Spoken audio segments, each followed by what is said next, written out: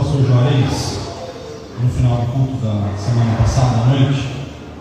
Ele falou: Jorge, impressionante quando Deus fala conosco primeiro. Então não é nada que nós vamos falar aqui muitas vezes no púlpito, não é algo que o Senhor tratou primeiro na nossa vida. Então não é uma pregação que a gente pega às vezes no esboço da internet, ou alguma coisa que alguém falou e você pega e tenta reproduzir. Primeiro Deus trata conosco, primeiro Deus fala conosco.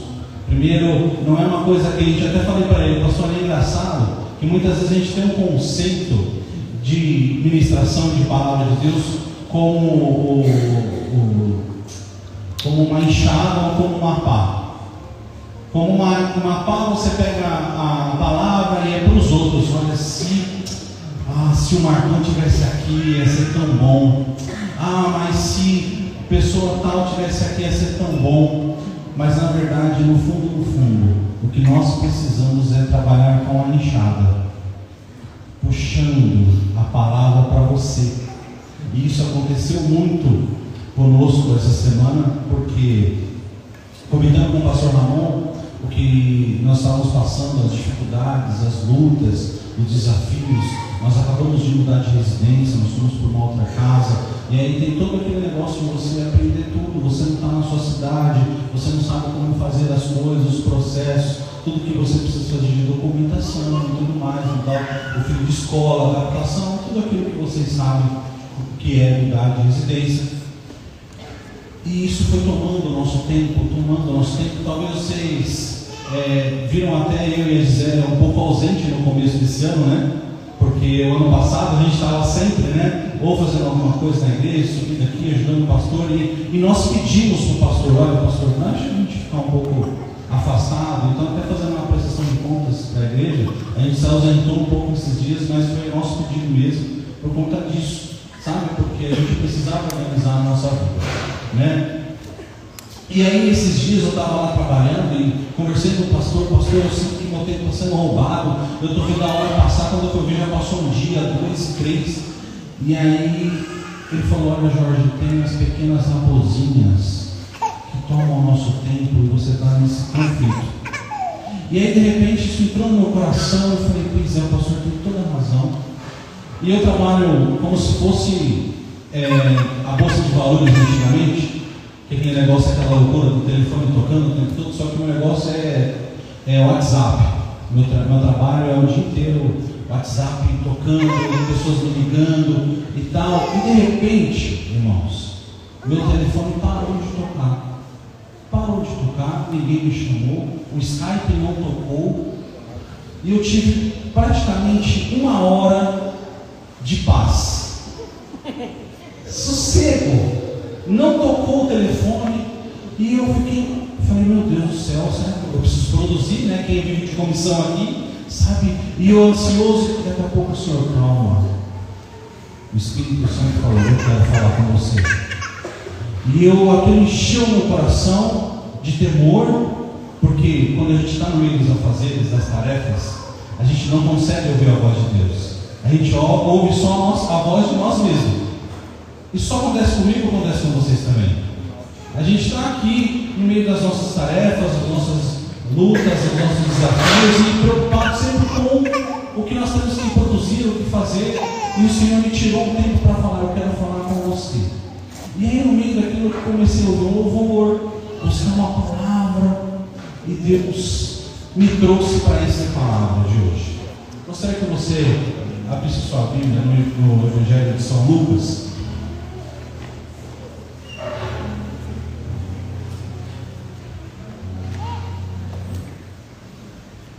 Evangelho de São Lucas, no capítulo 4, a partir do verso 1. A partir do verso 1 até o 26. E é um texto muito conhecido, irmãos. E é engraçado que, se você falar assim: Jorge, fala sério. Ela vai falar da mulher samaritana que tinha 5 maridos no dia dos namorados. Está de brincadeira, né? Que coisa mais doida é essa. Palavra mais conflitante, né, pastor? Falar de uma mulher que tinha 5 maridos no dia dos namorados. Mas algo me chamou muita atenção, porque essa mulher tinha sede. Ela tinha sede. Vamos ler esse texto aqui comigo? Vamos lá juntos. A partir do verso 1. Os fariseus, ouvindo falar que Jesus estava fazendo e batizando mais discípulos do que João, embora não fosse Jesus quem batizasse, mas os seus discípulos. Quando o Senhor ficou sabendo disso, saiu da Judéia e voltou uma vez mais a Galiléia. Era-lhe necessário passar por Samaria. Assim chegou a uma cidade de Samaria, chamada Sicar, perto das terras que Jacó dera a seu filho José. Havia ali um poço de Jacó. Jesus, cansado da viagem, sentou à beira do poço. Isso se deu por volta do meio-dia. Nisso veio uma mulher samaritana tirar água. Disse-lhe Jesus: dê-me um pouco de água. Os seus discípulos tinham ido à cidade comprar comida. A mulher samaritana lhe perguntou: como o Senhor, sendo judeu, pede a mim, uma samaritana, água para beber? Pois os judeus não se dão bem com os samaritanos.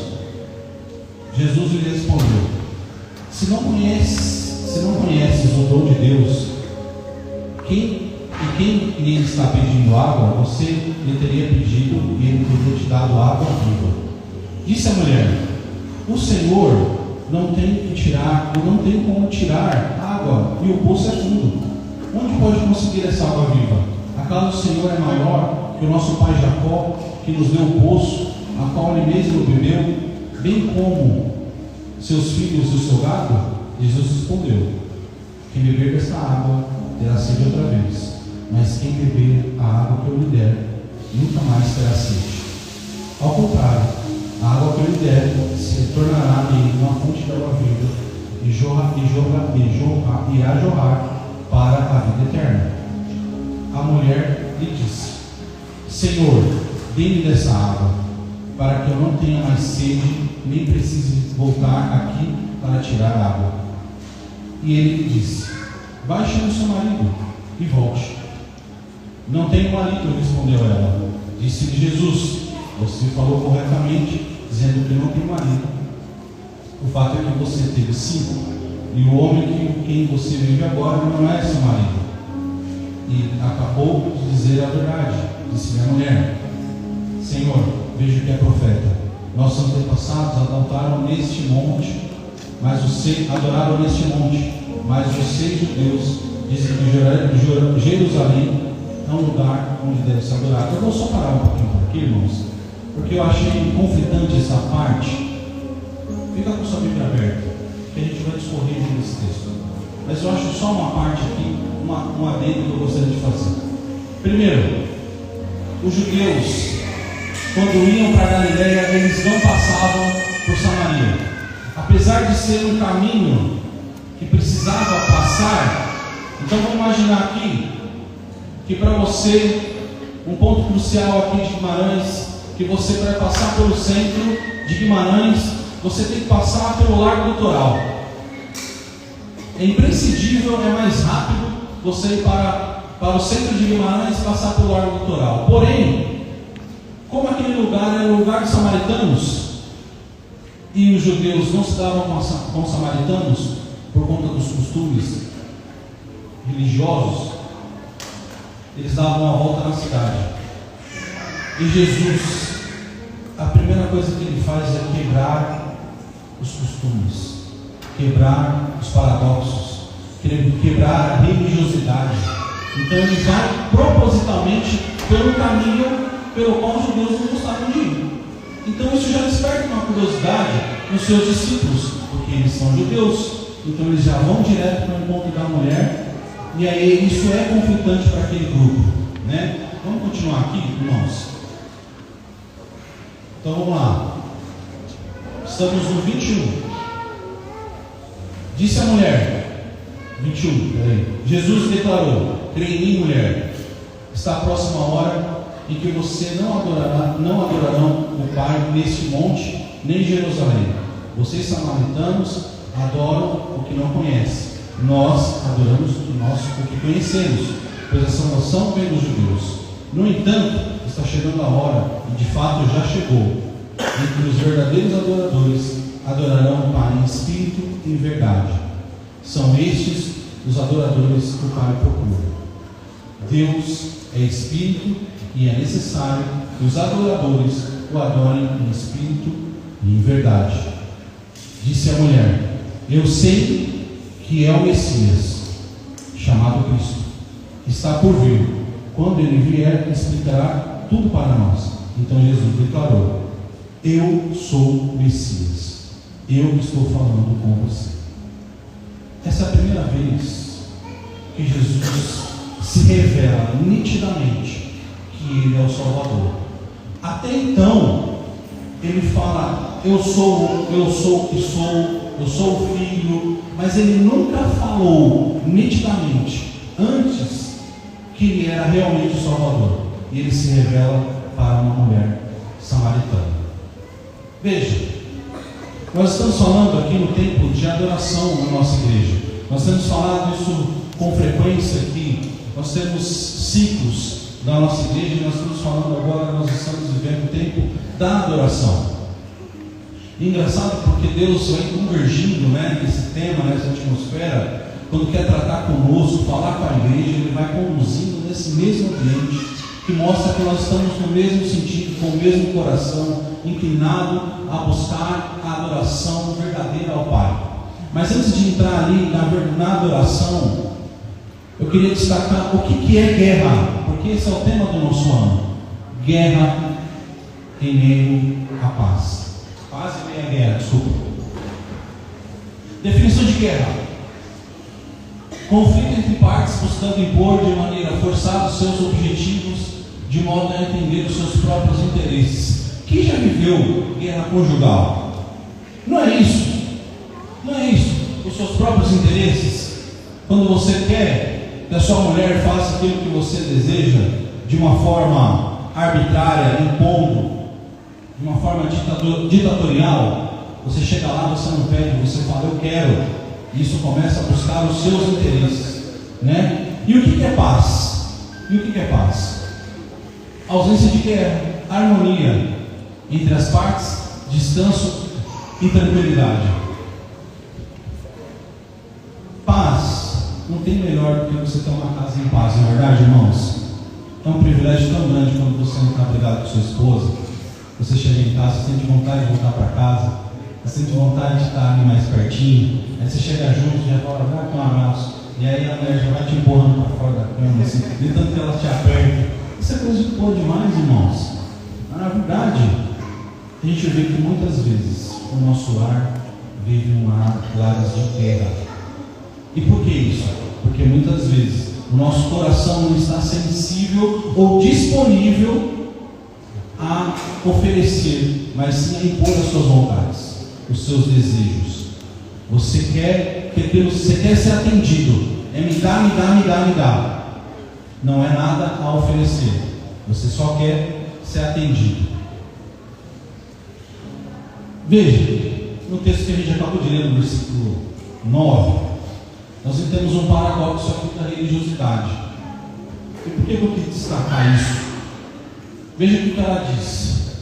A mulher samaritana perguntou: como o Senhor, sendo judeu, pede a mim, uma samaritana, água para beber? Ela perguntou isso porque os judeus não se davam bem com os samaritanos.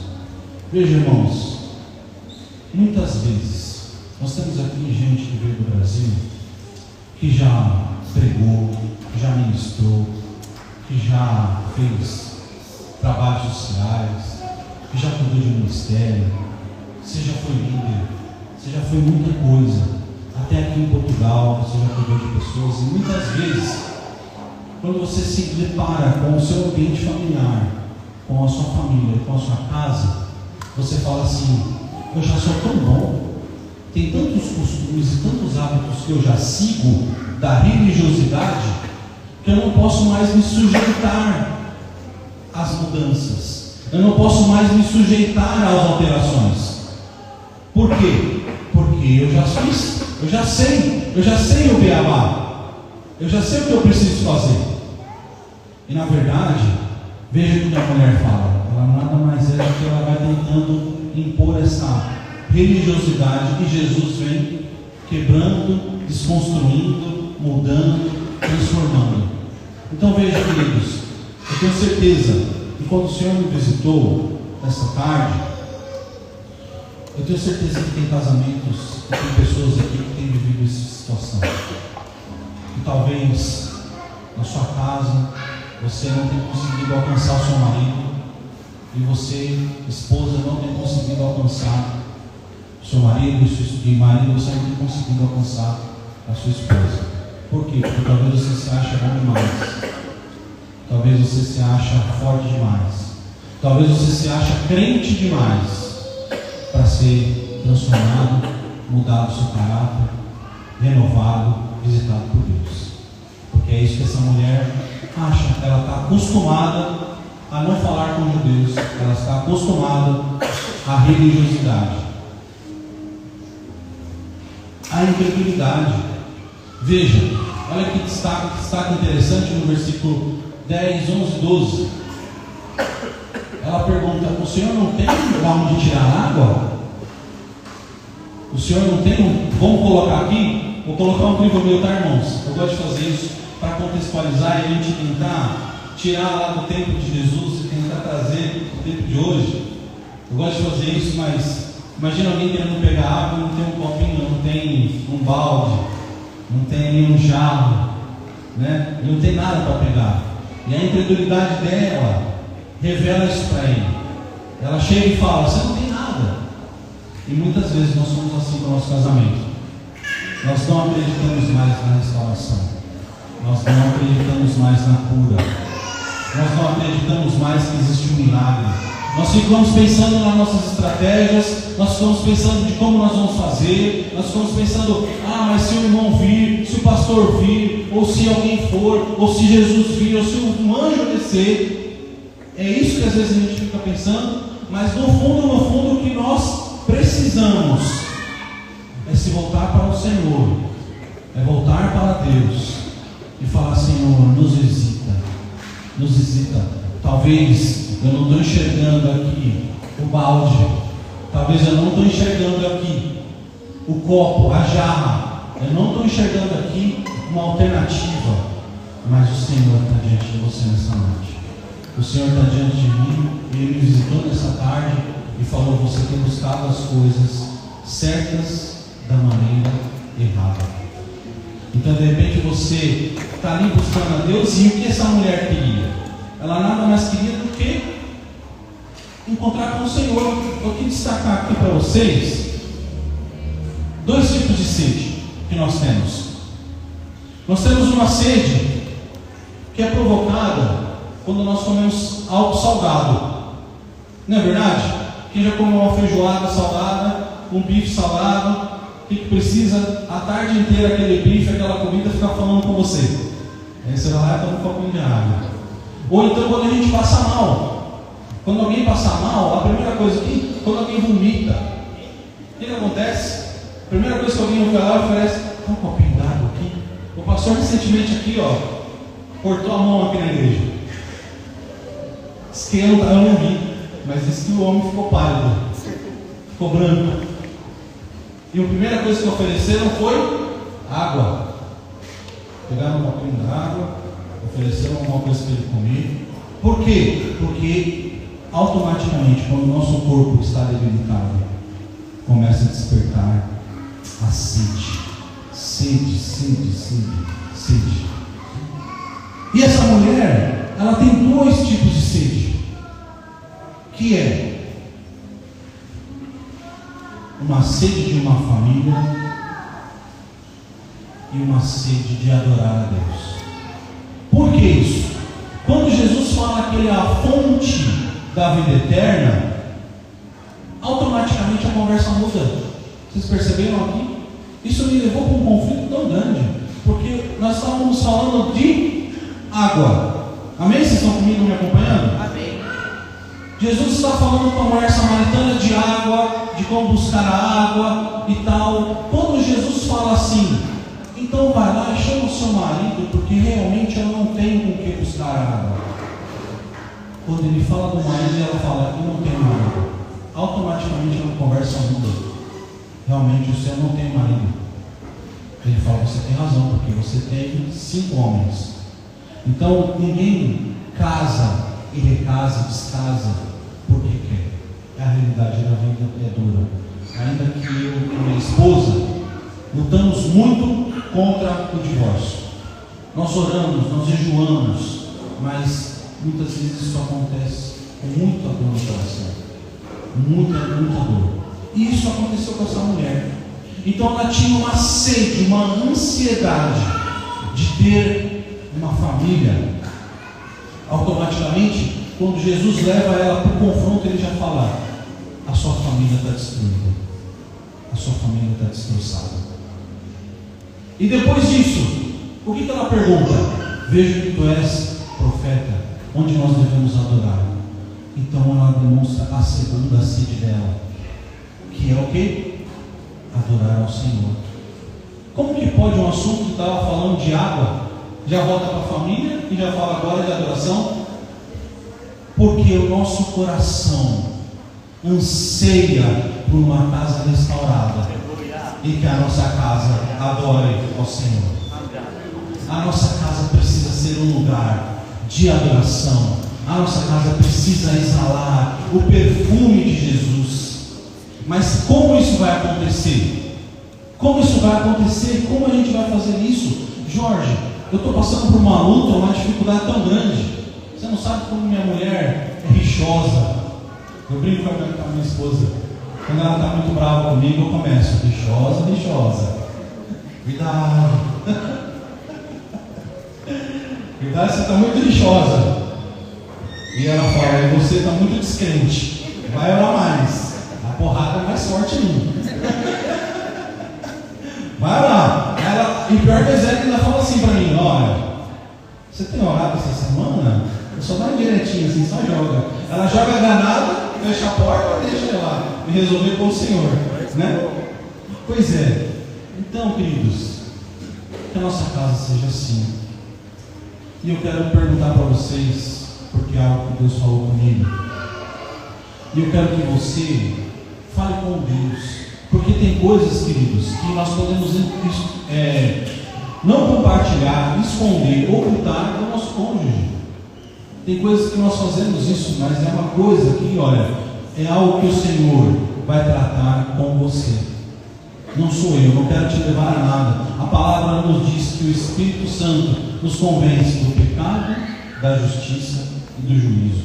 E eu creio que nós temos aqui pessoas que precisam ser restauradas, curadas, tratadas pelo Espírito Santo de Deus. Então veja, como você tem buscado saciar a sua sede? Você tem buscado resolver as coisas do seu jeito?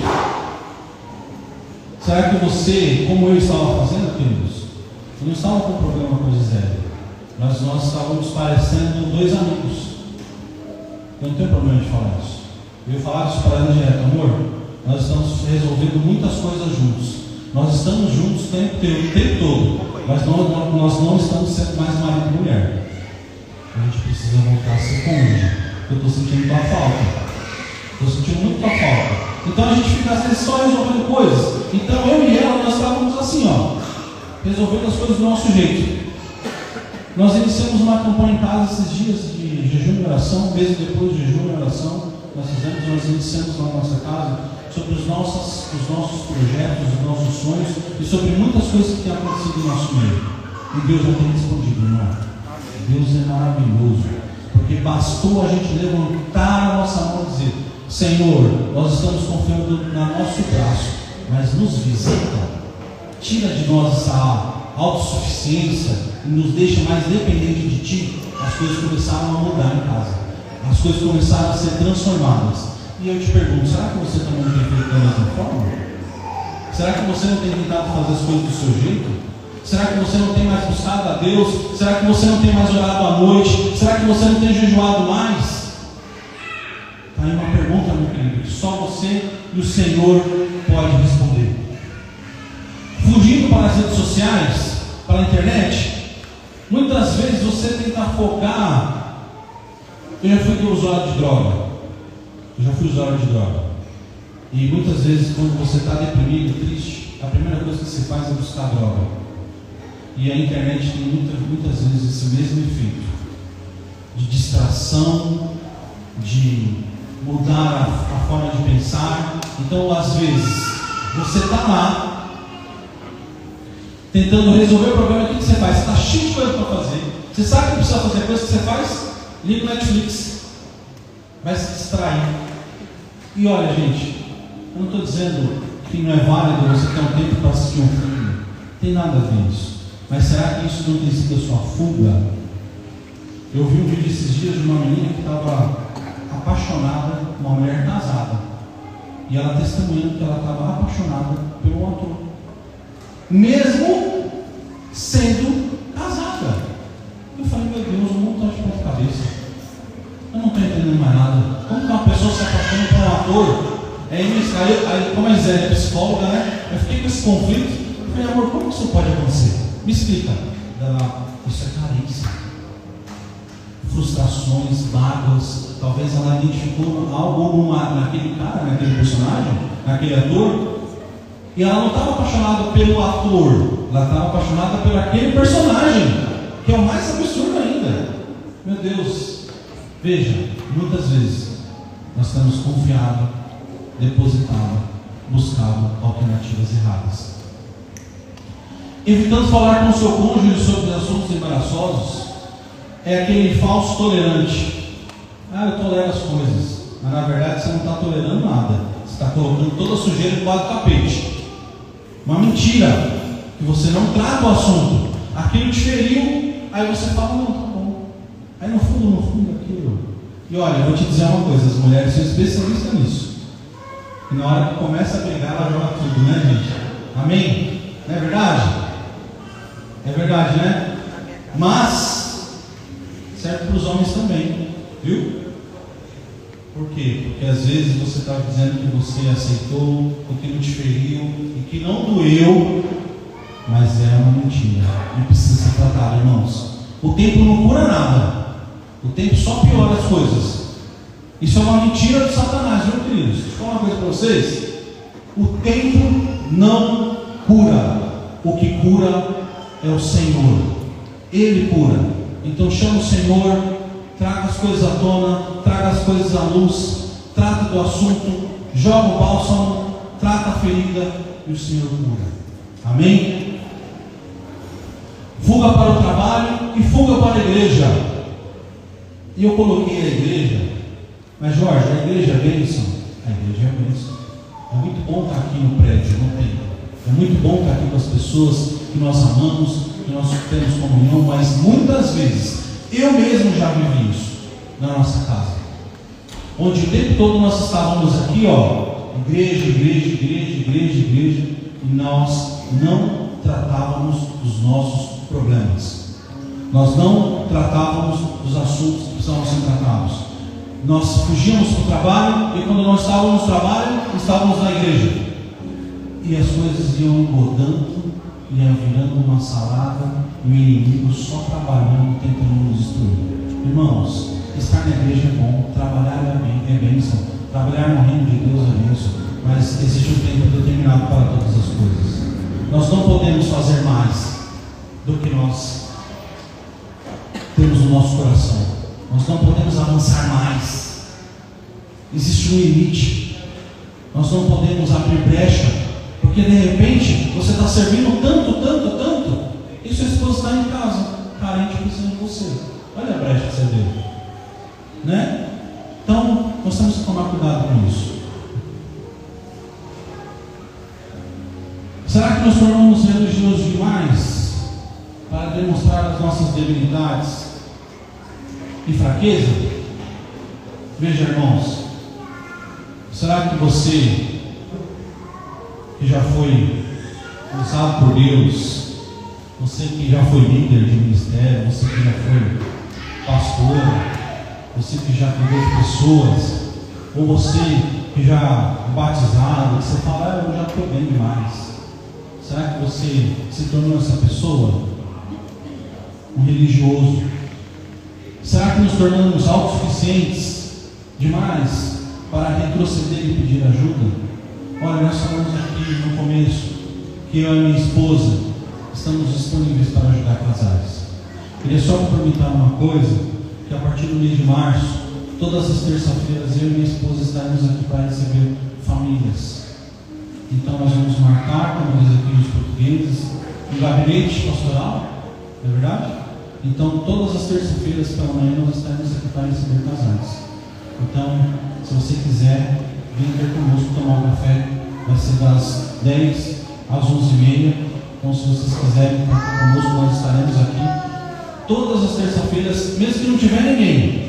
Eu e minha esposa, a gente vai estar aqui, tomando café na igreja. Para quê? Porque nós queremos ajudar vocês. Nós queremos restaurar a família de vocês. Então, levante a mão para pedir ajuda. Não se afogue sozinho. Não faça isso, irmãos. Levante a mão e peça ajuda. Será que nos tornamos céticos demais para não acreditarmos que Jesus pode restaurar a nossa família? Veja, traçando um paralelo com aquilo que a gente acabou de ler. A mulher nem acreditava que Jesus era o Messias. Ela estava esperando alguma coisa acontecer, que fosse aparecer um milagre, que fosse mudar alguma coisa. Veja, irmãos, será que você se tornou essa pessoa cética, que você não acredita mais no milagre da restauração do seu casamento? Irmãos, não deixe seu coração se abrir demais. O Senhor pode fazer um milagre na sua casa. De repente, você fala assim: Jorge, eu e minha mulher estamos bem, mas eu tenho orado tanto por um segundo filho, eu tenho orado tanto por um filho, e não acontece. Queridos, o Senhor está diante de você agora para fazer um milagre. Qual é o milagre que você está precisando? Eu não sei. Às vezes nem sua esposa sabe, às vezes nem o seu marido sabe o que você precisa, mas o Senhor sabe. Porque o Senhor, quando Ele esquadrinha o coração daquela mulher, a primeira coisa que Ele fala é do que? Família e adoração. Grava isso, irmãos. Família e adoração. A nossa casa precisa ser um lar de paz. A nossa casa precisa ser um lugar que adora o Senhor. Eu estou caminhando para o fim, queridos. Jesus atuou na família daquela mulher e Jesus fez jorrar uma fonte de água viva. Sabe por quê, queridos? Veja o que acontece lá. Vocês estão com a Bíblia aberta aí, irmãos? Amém? Amém? Vamos lá? Continuando, a gente vai pular um pedaço do texto, lá a partir do verso 39. Capítulo 4, ainda no verso 39. Diz o seguinte: muitos samaritanos daquela cidade creram nele por causa do seguinte testemunho dado pela mulher. Ele me disse tudo o que eu tenho feito.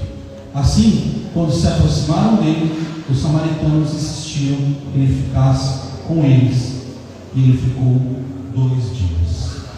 Queridos, a partir da sua casa, a partir do lar de paz, a partir da sua casa adorando ao Senhor, a partir da sua casa restaurada, a partir dos milagres que o Senhor fez na sua vida, a partir dos milagres que o Senhor fez na vida do seu filho, a partir dos milagres que o Senhor fez na sua casa, com a sua mulher, com o seu marido, o seu vizinho será alcançado, o seu trabalho será alcançado, o seu chefe será alcançado, os portugueses serão alcançados, esta nação será alcançada. Mas vai começar onde? Aqui na aliança missionária? Não. Isso vai começar lá na sua casa. É lá na sua casa. É lá que começa uma igreja. A igreja começa lá. Eu falei até para o pastor, se eu não estou bem com a Gisele, eu não consigo subir nem no altar. Eu acho que eu não consigo nem dar a paz direito para o irmão. Porque eu não estou bem. Está nítido que eu não estou bem. Se eu não estou bem com ela, eu não estou bem com ninguém mais. Acabou meu dia. Então, queridos, que a nossa vida não seja feita de fachada. Nós precisamos viver uma vida intensa de adoração ao Senhor. E a partir disso, nós teremos pessoas convertidas, pessoas restauradas. Mas começa onde? Lá na minha casa, lá na sua casa, com o seu cônjuge. Eu gostaria, a palavra ainda não acabou. Eu vou pedir para o grupo de louvor vir aqui, por gentileza. Eu vou chamar minha esposa de volta também, porque eu queria que vocês ficassem de pé, por favor. Nós vamos cantar uma música. E por que a palavra não encerrou? Porque essa palavra, essa música ela vem de encontro com a palavra, e ela faz parte da nossa administração. Então, queridos, eu queria que você nessa hora começasse a orar a Deus e cantar isso como se fosse sua oração pessoal, que não seja só uma música apenas, mas que você declare isso profeticamente na sua vida, que você comece a cantar essa música. É uma música muito conhecida, mas faça dessa música a sua oração.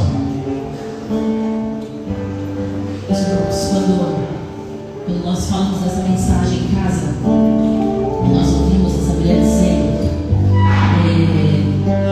dá-me de beber, e nós ficamos pensando sobre a sede dessa mulher. Nós pensamos sobre qual que é a sede da sua família, qual que é a necessidade da sua família, qual que é a necessidade da nossa casa. Às vezes quando a gente vai fazer a decoração ali, quando a gente vai pensar em arrumar e deixar um bom cheiro na casa, aí tem aqueles aromatizadores de ambiente, velhinhas aromáticas, né? E eu fico pensando nisso quando eu arrumando minha casa, pensando qual é o cheiro que eu quero que minha casa tenha. É o de bambuzinho, frutas vermelhas, jasmim. A mulherada sabe o que eu estou falando. E o Espírito Santo falou comigo: a sua casa precisa exalar o bom cheiro de Jesus. E então, quando nós decidimos fazer jejum e oração, buscando respostas para Deus, o nosso filho com dificuldades na escola, as coisas começaram a acontecer. Muitas vezes, irmãos, às vezes a gente precisa se recluir um pouquinho, trancar a porta da nossa casa, como diz o Senhor, fecha o teu quarto e busca o teu Pai em secreto. Às vezes nós queremos vir à igreja e buscar uma resposta. Eu vou à igreja e aí a gente começa a buscar várias fontes. E que bom quando a fonte é a igreja.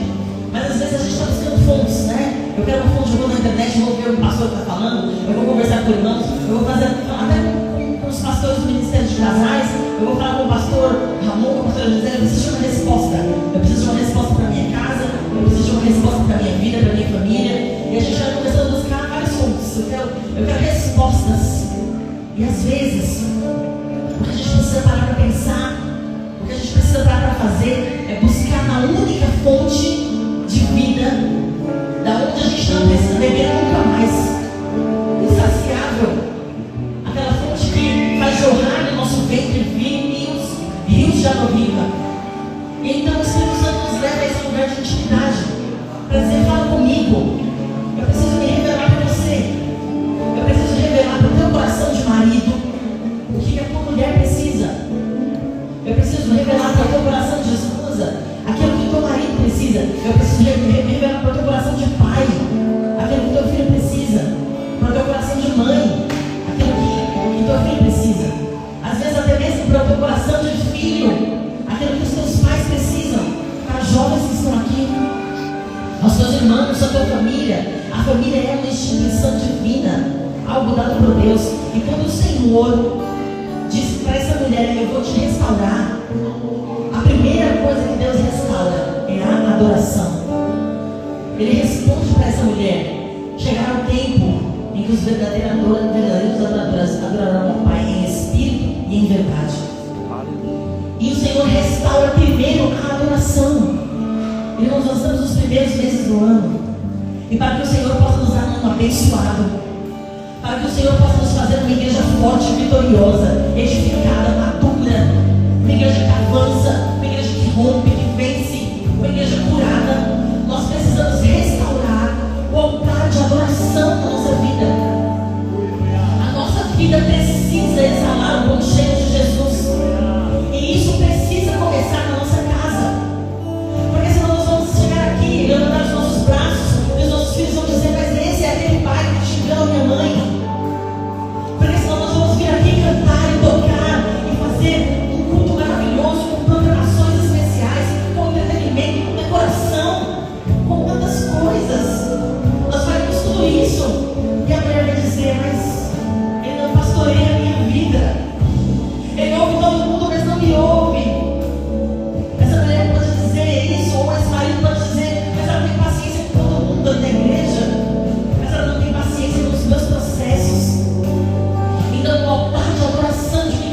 viva, de uma igreja poderosa, firmada em Deus, precisa ser restaurado. E quando Jesus restaura essa mulher, essa mariana, Ele restaura toda ela por inteiro.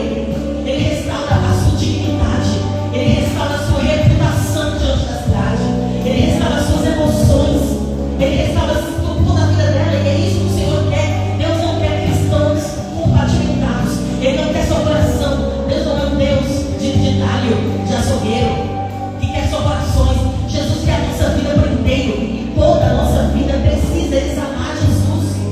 Jesus quer restaurar a reputação da nossa família.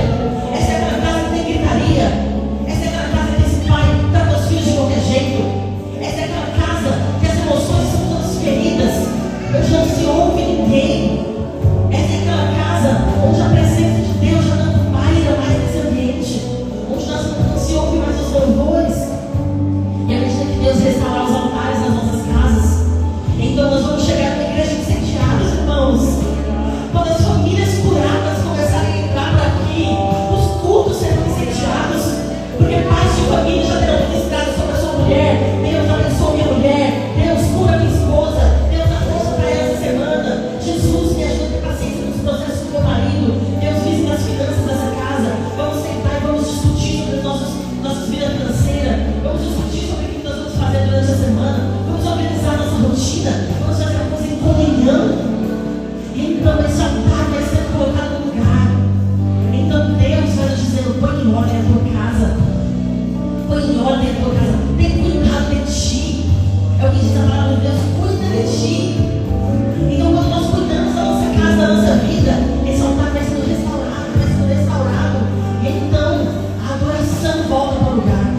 E quando tem adoração, irmãos, não tem mais lugar para nada, somente para que as bênçãos de Deus venham lá do lugar. Como Elias coloca água em volta, e aquele fogo consumidor vem e lambe toda aquela água.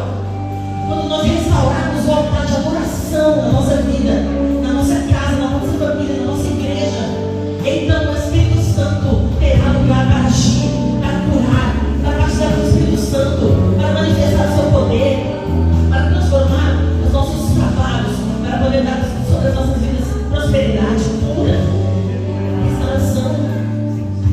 Então hoje nós queremos aqui hoje, irmãos, com todas as famílias juntas. Você olha para o seu marido, para a sua mulher, para a sua família.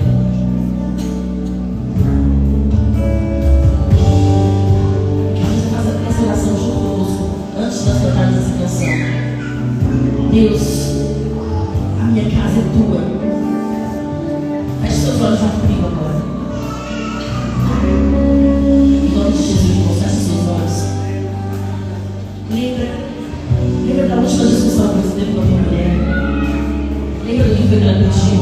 Ou lembra do que ela tem pedido para você há tanto tempo e você fala: eu vou melhorar, eu estou mudando, é meu jeito, eu sou assim mesmo.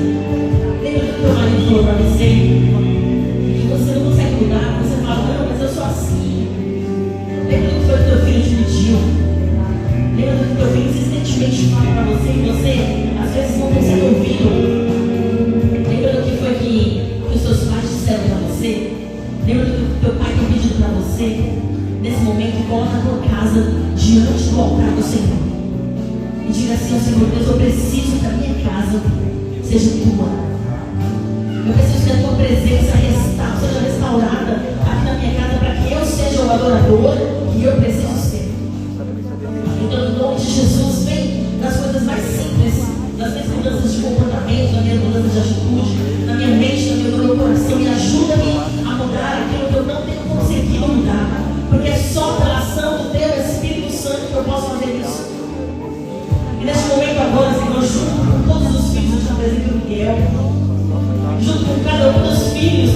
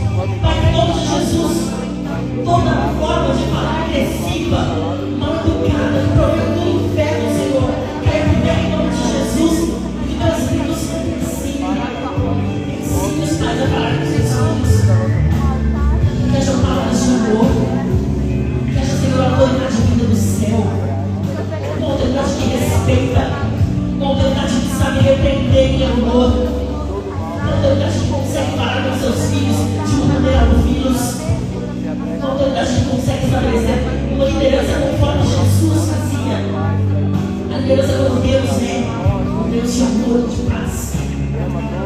Aquele que em nome de Jesus, o Senhor possa restaurar no meio das mulheres a submissão. A submissão, Senhor, que vem do teu coração, como bênção sobre a nossa vida. Que não seja uma submissão, Senhor, debaixo de uma liderança cega.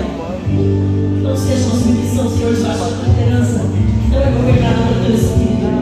Que isso seja uma submissão debaixo de uma liderança de um homem de Deus, de um homem que sabe falar, de um homem que entende as necessidades de sua mulher, que ele só pode ser amado de volta, porque ele honra, porque ele cuida, porque ele protege, porque ele protege suas emoções, porque ele protege a sua casa. Em nome de Jesus, nós entregamos as nossas casas a Ti. Nós entregamos as nossas famílias a Ti, dizendo: Satanás, você não tem poder contra as nossas famílias. Você não tem poder contra as nossas vidas, porque a nossa casa pertence ao Senhor Jesus. Importa que nossos verdadeiros adoradores adorarão ao Pai em espírito e em verdade. E é hoje que nós estamos aqui diante da Tua presença, Senhor, para te dizer que as nossas casas vão exalar o Teu bom cheio. Que Portugal tem estatísticas de divórcio, de violência doméstica, de separações, mas a nossa casa será diferente. Eles irão nos procurar e dizer que é filho da sua família. Eu preciso saber que Deus é esse que vocês servem. Eu preciso ser como vocês. Em nome de Jesus, Deus, dá-nos de beber dessa água. Transforma as nossas famílias, cura a nossa reputação e faz de nós verdadeiros adoradores. Enquanto cantamos essa música, Senhor, que o Senhor visite cada uma das famílias aqui, cada uma das famílias aqui, Senhor, e que haja restauração em nosso meio, em nome de Jesus.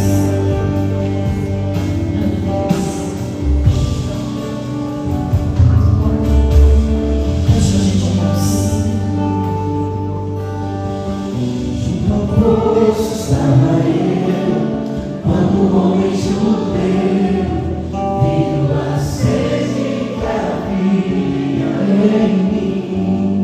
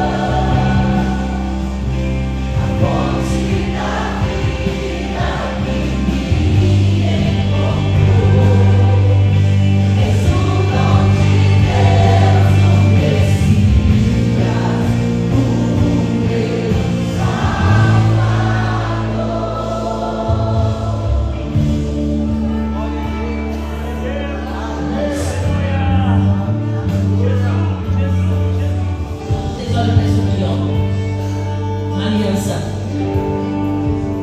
Isso aqui não é só uma bijuteria, não é só uma joia, não é só o compromisso que a gente faz diante dos homens. O primeiro projeto de Deus na terra foi a família. Nós não podemos esquecer em nenhum minuto que quando um casal está de mãos dadas e de joelhos na presença de Deus, o inferno estremece. Não subestimem as investidas de Satanás contra a vida de vocês. Não subestimem o quanto o inimigo investe contra as famílias. Quando nós voltarmos para a nossa casa hoje, não permita que seja nós cantamos, adoramos, e foi bonitinha a pregação. Volte para a sua casa hoje pensando: eu sou o sacerdote da minha casa, homens. Volte para a sua casa se lembrando: eu preciso pastorear sobre a minha mulher. E você, mulher, volte para a sua casa dizendo: eu sou edificadora da minha casa. Vamos restaurar a presença de Deus na nossa família. E eu quero pedir aos irmãos hoje: voltemos para as nossas casas com esse compromisso juntos. Olha para os seus filhos e comece segunda-feira amanhã. Ministrando: Deus, vai no meu filho na escola. Para na frente da escola, levanta as mãos, ergue, ora, repreende. Guarda meu filho de todo abuso, de toda violência. Guarda Deus na minha casa. Então, marido no trânsito, guarda ele, Senhor. Sou essa mulher que fica em casa, sou essa mulher que vai sair para trabalhar também. Ore sobre a vida dela, repreende, seja a boca de Deus e proteja a sua casa em nome de Jesus. Amém? Meus irmãos, a gente está terminando, mas a gente não pode ir embora. Gostaria que você desse a mão para o seu irmão do lado. Vamos fechar o corredor.